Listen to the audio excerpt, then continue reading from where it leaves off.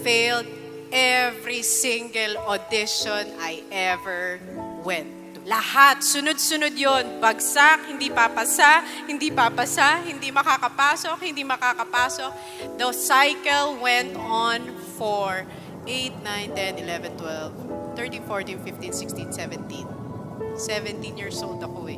17 years old ako, akala ko magiging big break ko pa nun sa singing. Ang naging big break ko pa, I love you, Piolo!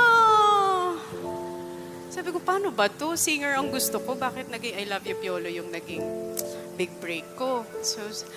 So basta it was 10 years of an ongoing cycle of I always go home rejected.